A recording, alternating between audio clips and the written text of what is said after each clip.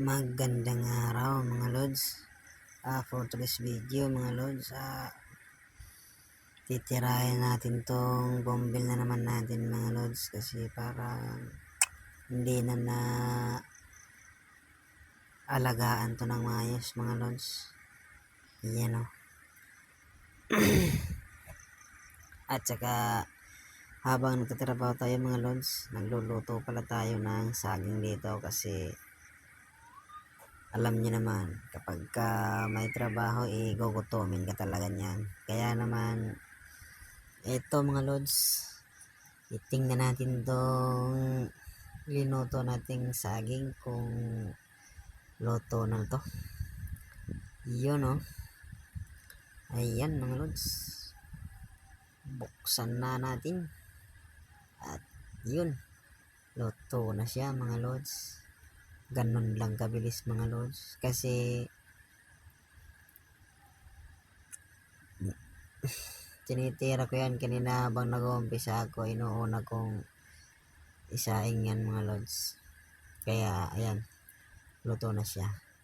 Tamang tama yan ngayon mga lods.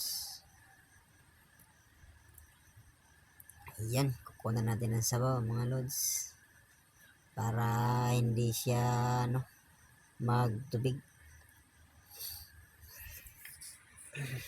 Kasi kapag hindi kinuna niya ng sabaw mga lods, magtutubig yung saging. Yun. Oops. Ayan mga lods. Hinog yan mga lods. Hinog. Ayan o. Wow.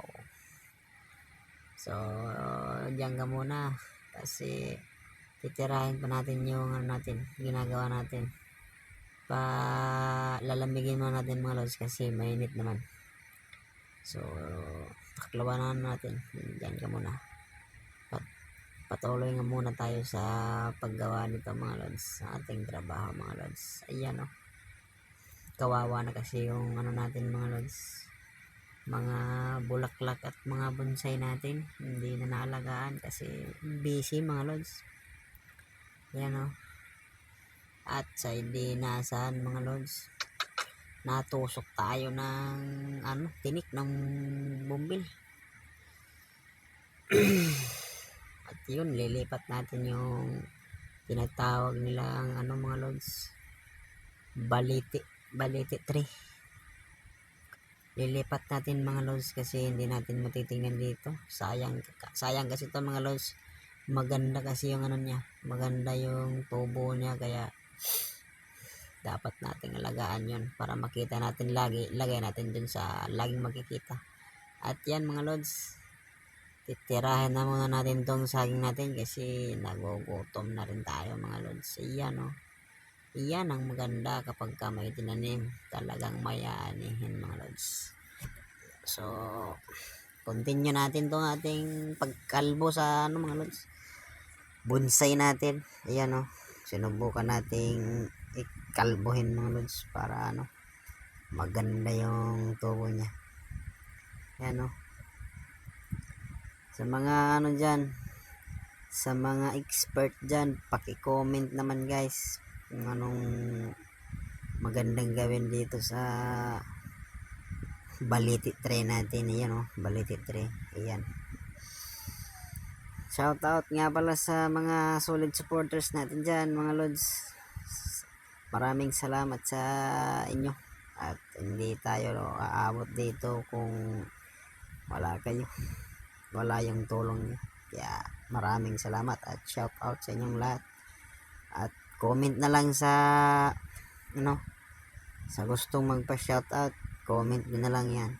Comment na lang kayo dyan mga lods sa baba, para sa susunod nating video sa shout out kayo. So yan. At ito na nga mga lods. Oh, ayan ang kinalabasan mga lods.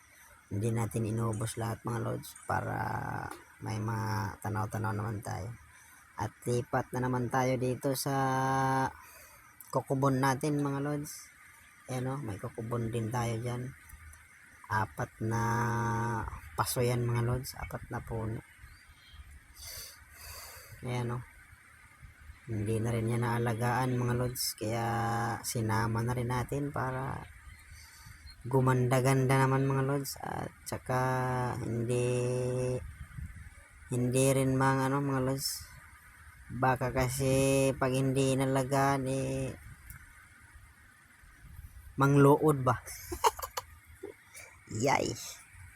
So bilis-bilisan natin mga lods kasi hapon na rin, baka di rin matapos to, kasi kung hindi ito matapos wala na namang oras para tapusin to mga lods. At saka shout out dyan sa paslit dyan, kulit-kulit ng batang yan. Pamangkin ko yan mga lods, iyan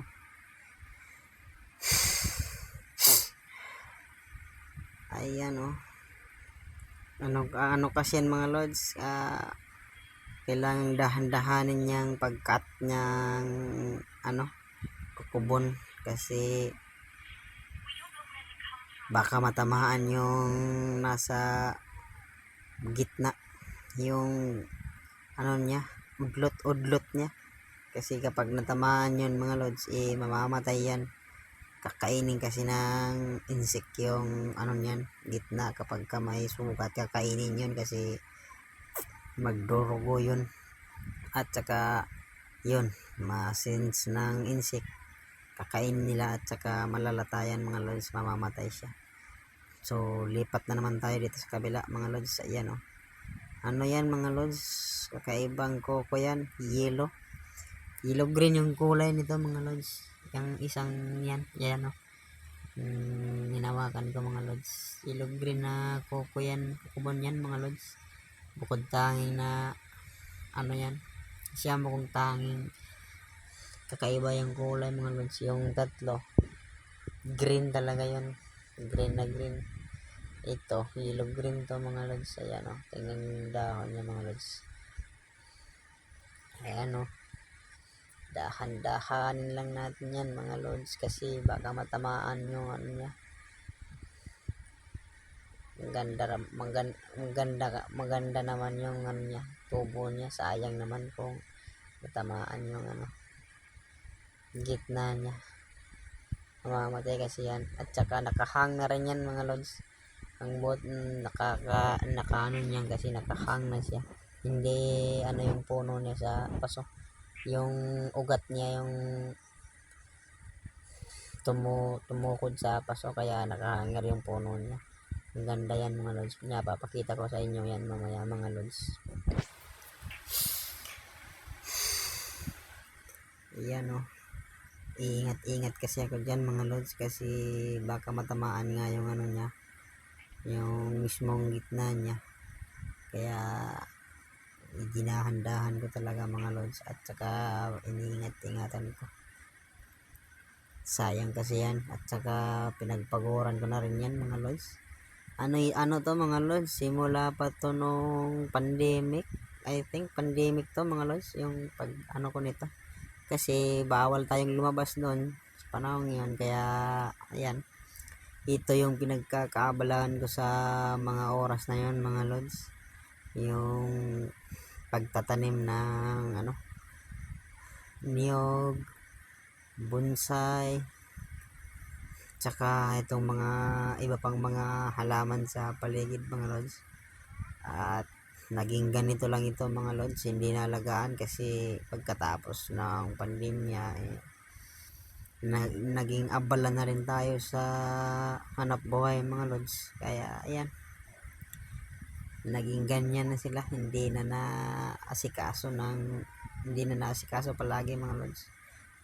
Na na lang ko ito kapag minsan wala ganong hindi malakas yung deliver natin sa tubig, yung hanap buhay natin mga lods. Kagaya nitong araw na ito mahina tayo, kaya yan, pinagkabalaan ko na rin itong mga pananim, kasi sayang naman, at saka hindi ako sanay mga lods na walang ginagawa. Kaya yan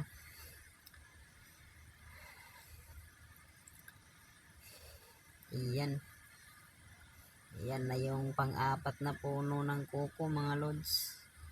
huling kukubon na yan na kinuhanan natin ng ano, para maganda yung sulpot ng udlot niya. So yan mga lods, natapos rin. At saka yun oh, tingnan nyo mga lods, yan oh, ganda siya mga lods.